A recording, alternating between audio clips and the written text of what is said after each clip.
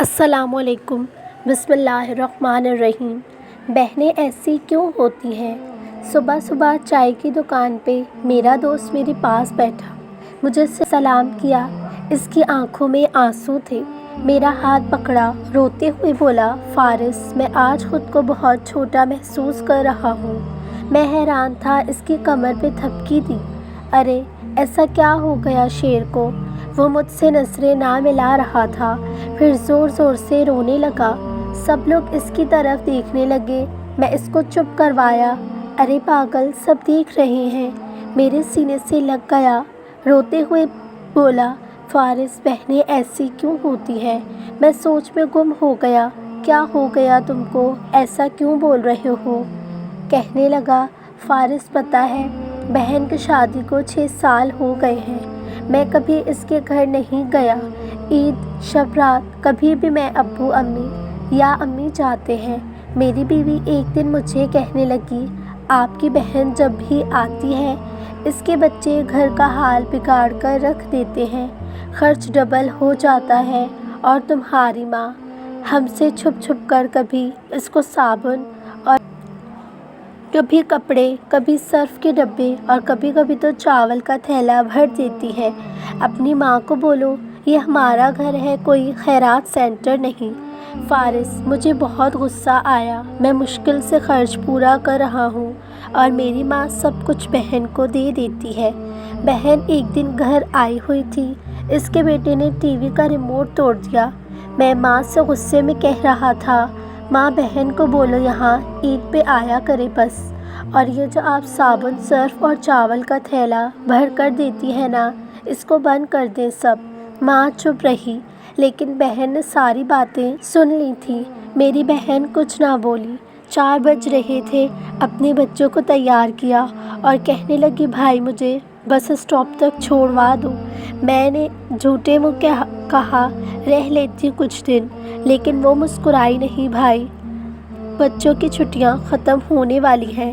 پھر جب ہم دونوں بھائیوں میں زمین کا بٹوارا ہو رہا تھا تو میں نے صاف انکار کیا کہ بھائی، میں اپنی زمین سے بہن کو حصہ نہیں دوں گا۔ بہن سامنے بیٹھی تھی، وہ خاموش تھی، کچھ نہ بولی۔ ماں نے کہا، بیٹی کا بھی حق بنتا ہے، لیکن میں نے گالی دے کر کہا، کچھ بھی ہو جائے، میں بہن کو حصہ نہیں دوں گا۔ میری بیوی بھی بہن کو برا بھلا کہنے لگی، وہ بیچاری خاموش تھی۔ کورونا کے دن ہیں، فارس کا کام کاج ہے نہیں۔ میرے بڑے بیٹے کو بھی ٹی بی ہو گئی۔ میرے پاس اس کا علاج کروانے کے پیسے نہیں تھے۔ بہت پریشان تھا، میں نے قرض بھی لے لیا تھا۔ 1.2 لاکھ بھوک سر پہ تھی۔ میں بہت پریشان تھا، کمرے میں اکیلا بیٹھا تھا، شاید رو رہا تھا حالات پہ۔ اتنے میں بہن گھر آ گئی۔ میں غصے سے بولا، اب یہ آ گئی ہے منحوس۔ بیوی میرے پاس آئی، کوئی ضرورت نہیں گوشت یا بریانی پکانے کی۔ اس کے لیے پھر 1 گھنٹے بعد وہ میرے پاس آئی۔ بھائی پریشان ہو؟ میں مسکرایا نہیں تو بہن نے میرے سر پہ ہاتھ پھیرا۔ بڑی بہن ہوں تمہاری، گود میں کھیلتے رہے ہو، اب دیکھو مجھ سے بھی بڑے لگتے ہو۔